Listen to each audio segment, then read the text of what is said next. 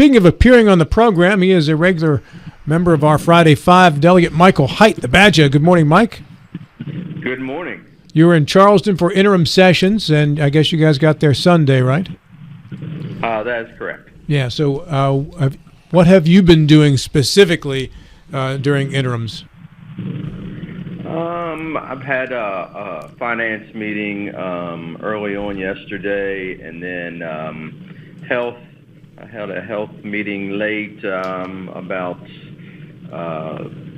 vapes and kratom, and then I've also had an economic development meeting about how to proceed with new companies if we identify somebody that wants to come to West Virginia. Go back to vapes and kratom, right? Sure. And tell me, is there much concern about this What is on your kratom? committee? Yeah, you can address that too if you like. Well, yeah, actually there is. Kratom right now there's about 3 different kinds of kratom, 3 or 4 different kinds, and we're not as concerned about the naturally occurring kratom. It has its uses, but the synthetic kratom seems to have problems, sort of like the opiate issues that we have. It can be addictive, so we have concerns about how it's being sold and marketed. And then the vapes, not that we're against vapes, we're just against the illegal import of Chinese vapes that don't have to get FDA approval, that you don't know what's really in them.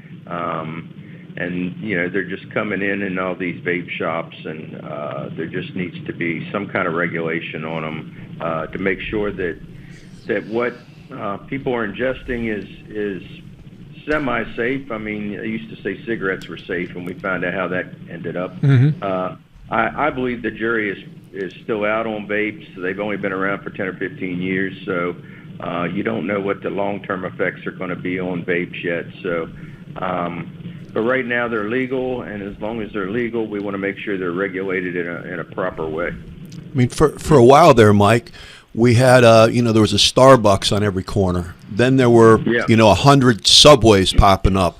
Now there's a kratom vape shop every other block. I mean, there are more of them than there are of Dollar Generals, which is a lot.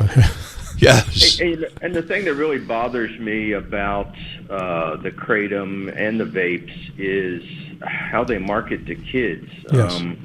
That a lot of these one-time use type vapes come in the form of it looks like an ink pen. It is an ink pen. You can use it to write and stuff with it at school, but it's also a vape. And so I believe they're marketing to kids, and we need to get regulation on that, and we got to get a handle on it. We've been pretty effective in this state keeping kids from going into stores and buying alcohol. I mean, over the last 20, 30 years. I remember when you and I were young, back in the Middle Ages. I mean, as a kid, you could walk in and buy alcohol and they didn't care, but the laws tightened and the penalties against people who sold it to underage people kept going up. And now they really can't buy it as easily. Are we doing anything like that with the vape and the kratom to try to keep it away from the kids? I mean, I know there are laws that say you can't sell, but constantly you see kids walking in and out of vape shops with bags. Yeah, sure, and I think that's one of the things we're trying to address, that the laws, while they say you can't sell it, right now the law is, so if a kid were to go into a vape shop right now and make an illegal purchase, it's the clerk that sells it to them that is in trouble. It is not the owner of the store. So we want to sort of go after the owners and say, hey, stop having, number one, the illegal vapes, and then stop having the products that market to kids as well. And we need to go after the manufacturers, but the sellers as well. Last year, we heard a statistic that last year, out of, I don't know, there's 600-700 different vape shops in West Virginia. Over 50% of them had violations of selling illegally. That's pretty bad when you look at that. And right now, I don't know that we have the enforcement in place. We don't have the manpower to enforce the way we need to and the way we do with alcohol right now. Are there any sort of penalties? I mean, I know when you see kids underage drinking or carrying alcohol or whatever, there are penalties on the kids for possessing it. Are there any sort of penalties for underage possession of vape and kratom that might also help to dissuade kids or help to get parents to dissuade their kids from doing it if they know there could be consequences on that end? Yeah, I don't know that there is yet, and that's sort of the problem. It's sort of like the Wild West out there when it comes to vapes and kratom, and there's just very, very little regulation on it because it's so new. And I think the federal government is trying to get a handle on it as well. But it's one of those things that we don't have to wait for the feds to do something. We can do something at a more local level and try to protect our kids now. Delegate Mike Hite, our guest here. He is the Vice Chair of Health and Human Resources. They had a meeting about vaping and kratom recently, and this is part of our discussion now. Mr. Gilstrap. Here's my concern. I used to teach classes on this back in my safety engineer days. Short of injection, there's no more efficient way to introduce a chemical into the system than through inhalation. When something goes through the lungs, it ultimately goes down to through the finer tissues, and with direct access to the red blood cells. So, and you expose like over 1,000 square feet of your tissue to whatever it is you breathe in a single breath. And if you watch somebody who is vaping, a lot of cigarette smoke comes out as invisible vapor, but when you see people inhale from vaping and you watch them exhale, you see this huge volume of what comes out. And you realize that all of that has exposed lung tissue and therefore the blood cells directly to that. And it's taken whatever it's taken off to every cell in the body. And I'm really concerned. I mean, adults can do whatever they want. I'm sort of libertarian on these things, whatever they want. But we have to find a way to regulate what the children are doing, and I also believe that we need to hold the owners accountable. It should sort of hold no quarter, right, for how these exposures are going. Do you get the sense that this is a battle of lobbyists, Mike? Is that the reason we don't have stronger regulations? That there's a strong lobby against this kind of regulation? Yeah, there's a vaping lobbyist, and they came and testified yesterday, and did the best they could, I guess, to try to convince us that this isn't a good idea. Regulation's not the answer, but they just seem like yesteryear's tobacco lobbyist. Bingo.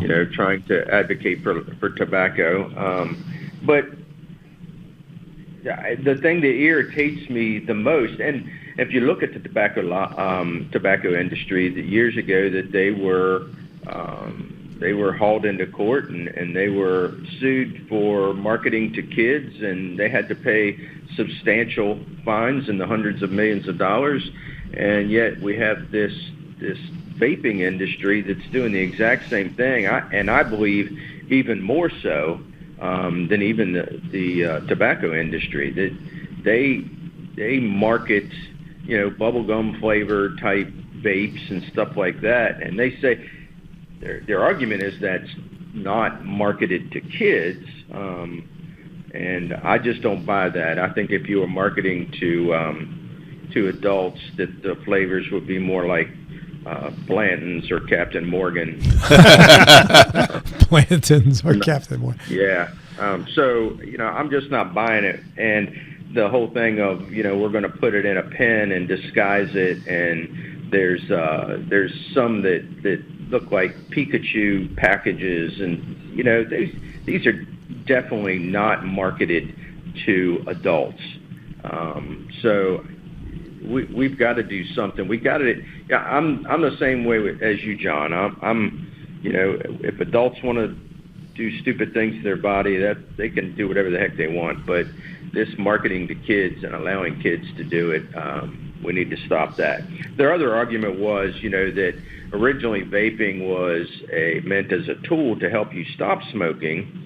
And it has evolved into what it is today. And, their argument is, well, if you start regulating vaping, that people will go back to smoking. And my argument to that is we have a whole generation that has grown up on vaping at this point. They don't know smoking.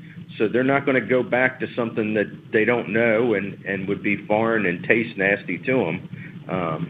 That if there's regulation on vaping, they would just stop vaping. Yeah, you're not going to go from bubblegum flavored vape to a cigarette smoke. I was having this discussion with a group of writers the other day, or a couple of weeks ago, about there is a coolness factor to cigarettes back in the day. The way you light two and you hand the one to the lady, and there's just the handling of it and all that. There's the Hollywoodization of it. The Hollywoodization. There is nothing cool about vaping. You got this box, right? There's nothing. So you don't have to overcome that part in regulating vaping. There's no romance to it. It seems to me it's just factor. It's different. Well, one of the other problems with vaping that I see, and correct me if I'm wrong, Mike, is with tobacco, there were a few big players, Philip Morris, to name one, and a few others. R.J. Reynolds. With vaping, there are 1,000+ different vaping manufacturers, and they just keep popping up. It doesn't seem like it's not as easy to see who the big players are. Yeah, and there's some American businesses, manufacturers that produce these vape juices, and those we know the FDA does regulate them to a point, and we know what's in those vape juices and the dangers of them. It's the ones coming in from China and overseas that you have no idea what's in these things, and they're being sold illegally, and they're just popping up everywhere. That's why a lot of these vape shops are getting in trouble, because they are selling illegal vapes and selling to kids. And we just need to do, like you said, back in the day, we used to be able to control it because we knew who the players were. Today, there's so many different players, and it's coming from so many different locations that it's just hard to control and regulate. If a bar sells liquor to someone underage, or if a liquor store sells a bottle to someone underage, is the owner held accountable, or is that just the clerk? Yeah, the bar itself is held accountable. Then why would the standards be different for a vape shop? Well, and that's our argument. Why, if this is a controlled substance, which I believe it should be, then it should have similar regulations. Right now, we have it under the Department of Agriculture for some reason. That makes no sense at all to me. We need to have it under, whatever we have alcohol and everything under. Well, when a bar gets caught, a time or two selling to underage people, they shut them down for a little while, don't they? Yes, Do we do that when a vape shop is caught that way? No. I think right now it's a $250 fine for the clerk that sells it. Nothing for the actual owner. Here's another interesting fact about these vape shops. 95% of these vape shops are owned by a foreign actor, not a U.S. citizen. So either a foreign company or a foreigner, not a U.S. citizen. Mike, you also serve on finance, and the September numbers came in above projections. Part of that may have been from a late payment the previous month and the severance tax, but nevertheless, the September numbers looked good. They did. Some of them were down. I can't remember which ones. We had one or two that were down, but overall, when you look at them as a whole, the whole picture, the numbers were up over estimates, which is a good thing. I think this particular governor has tried to be a whole lot closer to what he thought the number was going to be, and not so much of a flatline type number where you have a whole bunch of money in the back end. I'm happy to see that. That means the economy's doing well. Did the September severance come in on time? I know the August one didn't come in until September, which may have helped juice the September numbers. It did, and the severance numbers were pretty good. I'm pretty sure they were above estimates as well. So, I would say severance taxes have sort of leveled out. They're not having the highs or lows that we saw over the past couple of years. So hopefully they'll be easier to estimate going forward. When do you begin to start to think about another state income tax cut as a result of revenues and that whole formula? Towards the end of the fiscal year is when they start looking at the numbers to see if we've reached that triggering effect to see whether or not we can make cuts or not. So sometime I would say in late winter, early spring is when we'll look at those and see if there's going to be, and we should know by the end of session, I believe, whether or not we're going to trigger a new cut. And this year the session starts in January since we're not having a governor sworn in, correct? That is correct. Second Wednesday in January. Looking forward to getting back to the Delta House a little bit, huh? Yeah, well, we're all back there this week, yeah. So the gang's all in full swing, and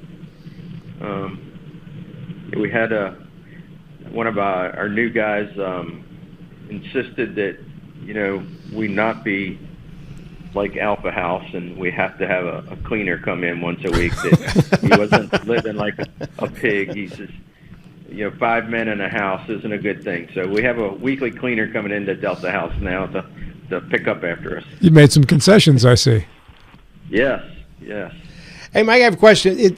It feels like there's been enough time if there's pain coming from the one big beautiful bill in West Virginia, start to hear the rumblings of it. Have you started to hear some of those rumblings, if not from the Eastern Panhandle, then from delegates from other parts of the state? Yeah, DHS has done a deep dive into that and tried to determine how it's going to affect, especially Medicaid, around the state, and tried to make adjustments to it. And I think they have a good handle on it and what's going to happen. They still saw the wisdom of doing rate increases for the waiver this year, so I was happy to see that. The IDD waiver, Mike? Yeah, the IDD, TBI, and ADW all got rate increases this year, which go into effect, I think, October 1. So that was good news, and obviously the big beautiful bill did not affect those portions of Medicaid and the Medicaid dollars we get from the federal government for those particular line items. So that was good news. Are we going to start seeing droves of people kicked off Medicaid who are in the 20 to 65 age range based on the bill? Has that started happening yet? Sort of pushing those people maybe back to work? I have not seen that yet, and I don't know how that's going to work. I'll be honest with you. To close, let's discuss PEIA. Is that at all part of the discussions of what's going on in interims, Mike? Just within that particular committee, it hasn't been a topic of conversation for the whole caucus. That they're sort of trying to handle that in conversations with the governor through the committee itself. So no big decisions yet. All right. And you were recently involved in an international trip to Ireland, and Mr. Hornby as well, who I think is heading up that group of people who will be trying to recruit business to West Virginia. It's obviously pretty soon after that, but have you heard anything regarding that trip as opposed to potential business coming to the state? And what future trips do you guys have scheduled internationally, if any? No businesses that we've identified to come over from Ireland, but there are some large investors that we met over there, and we talked to them about what they would like to invest in, and it had a lot to do with the aviation industry. And I think we've identified some places where they can invest money here in West Virginia. So I believe, all in all, that was a successful trip.